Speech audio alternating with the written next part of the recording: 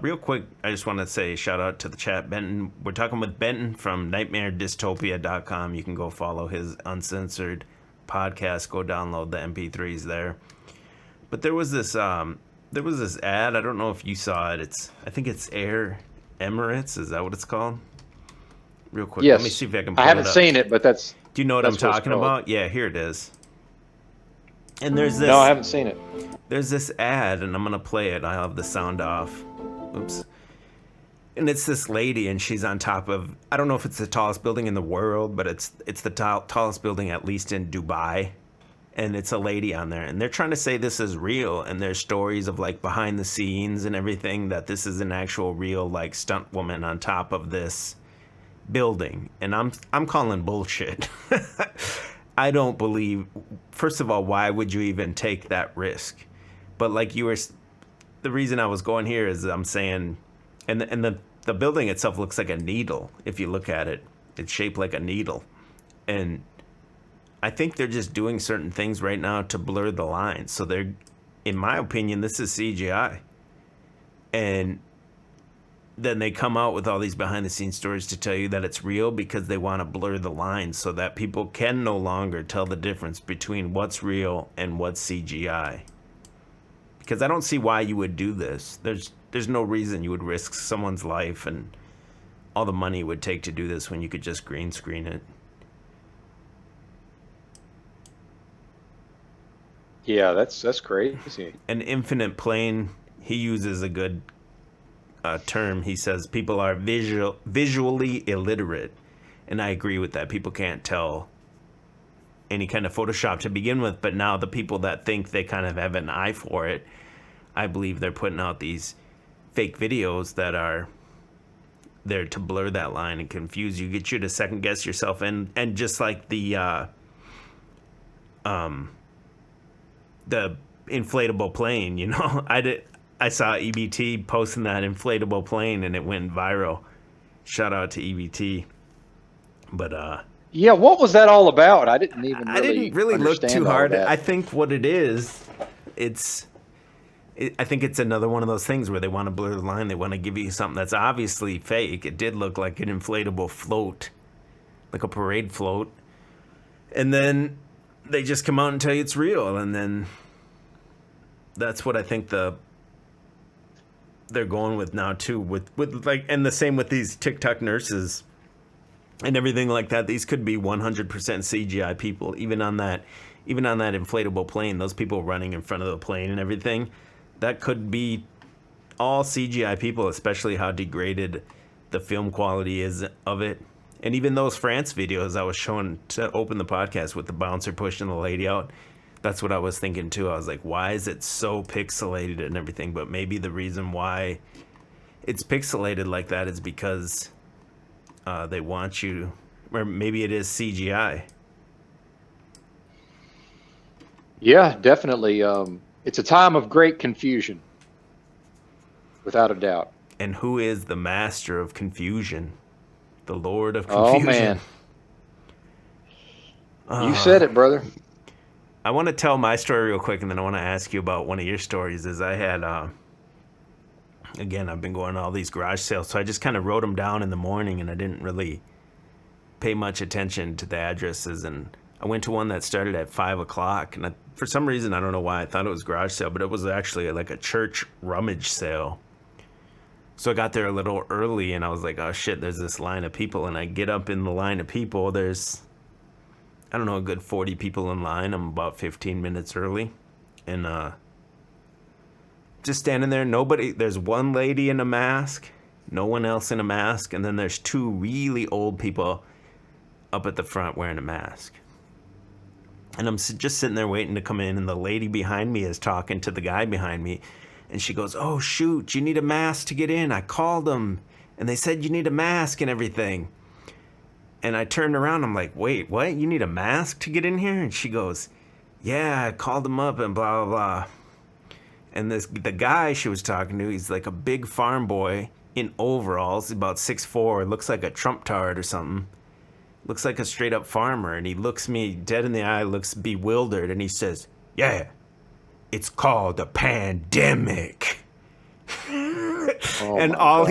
all he's got is like a handkerchief around his neck that's still down, like a bandana.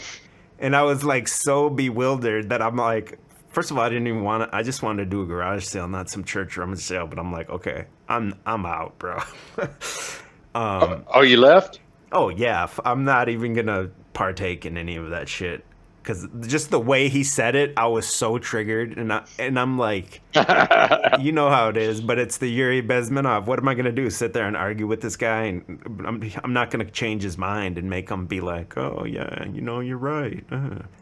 So I just left, but so these people are gonna go to a rummage sale and touch everything and stand outside with no mask, but still say they're in the middle of a pandemic. But I wanted to ask you, what was your story you were talking about today about cashing your check? Oh, it's just man, society's collapsing. It was like I don't want to exaggerate. It was a solid hour trying to get these checks cashed. Just Why? nothing works anymore. What was Just their it seems machines didn't like work, you or the just people are just too dumb, or both, or what? all of the above. And I've already accepted that society it's collapsing, or it has collapsed in a lot of ways, in my view. So I just expect that shit ain't gonna work. So I Yeah. was not surprised at all And so it took you an that this hour to happened. cash a check, something that should take what, 5 minutes? Oh, I'm not exaggerating. I mean, it was a solid hour. It felt like an hour and a half, but our sense of time, if we're waiting, we tend to think it's been longer. It was a solid hour. Yeah. Yeah, I feel you though, but But that I goes don't think that would have happened in the past. I just like in don't. the I couldn't 80s. imagine. I'm 5 years ago. What do you think's the Like, cause of that? Do you think it's okay, just here's what I'm saying. Sorry to interrupt. no? Go ahead. Something like that would happen once a year at the most in the past. Now it's like constant. It's I'm amazed when things work as they're supposed to. Like, honestly surprised. And then if you have to call, like I had to call about my debit card a couple times, and I'm not even talking about the fact that they have accents and they're in another country. I'm used to that. Just there's no getting anybody to do anything. They just say no and oh we can't do that, and uh, or they give you the wrong information, or uh, they like to tell me that I don't, sir, you don't need to repeat yourself. I'm like, well, I guess I do. You don't seem to understand what I'm asking for here.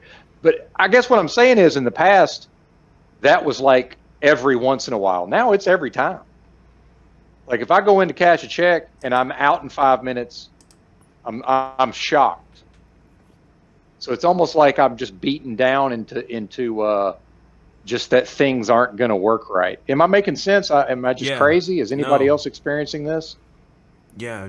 Do you think, like I was mentioning earlier, when I go to the Target near me, I'm not even being mean. It's literal retards working there. Like I'm not even kidding or being rude. Like actual slow, like Yeah, that's the developmentally technical term. disabled people for Yes. it, like that work there. I'm not kidding. It sounds mean, but I'm being dead serious.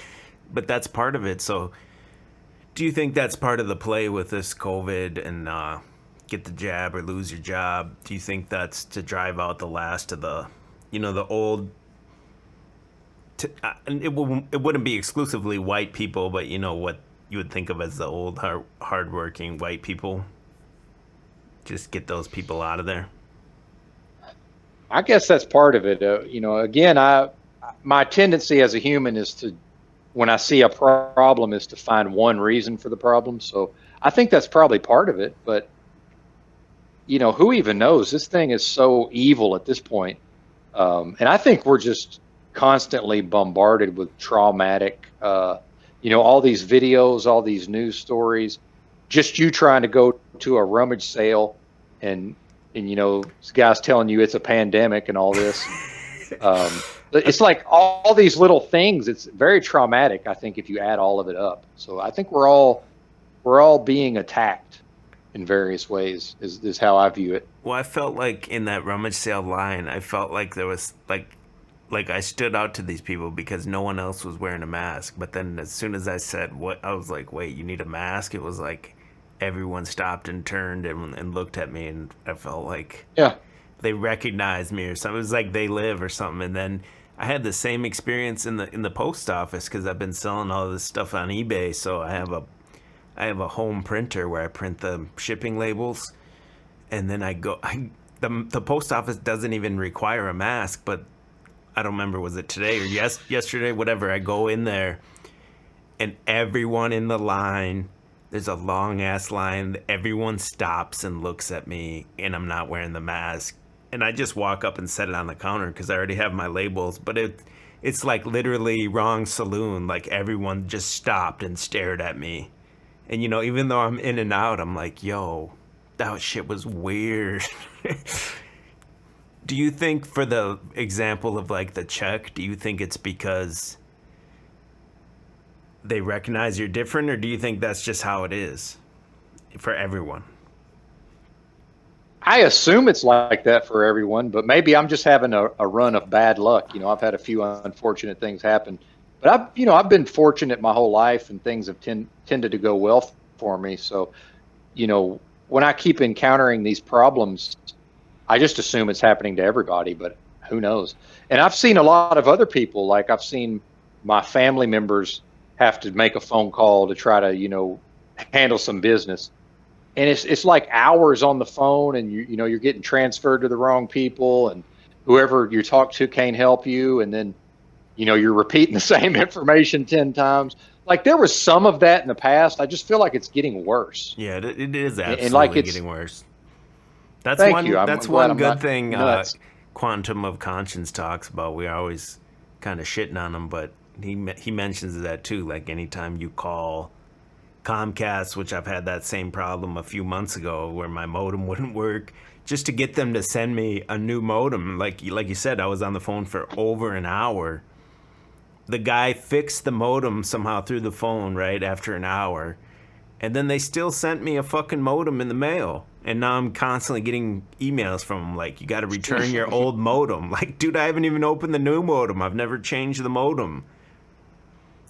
Wow. But yeah, Matt talks about that all the time too. And like how your password, you can't even type your password anymore. Oh, you can't use any of your last 5 passwords. Oh, it can't be similar to any of your other passwords or anything like that. It's like everything Yeah. it's like infuriating because it's like it should Well, be so streamlined, but to me it seems like they want to make it so bad to get you on some kind of new system where they're going to promise you that it's going to be better, but we know it won't be.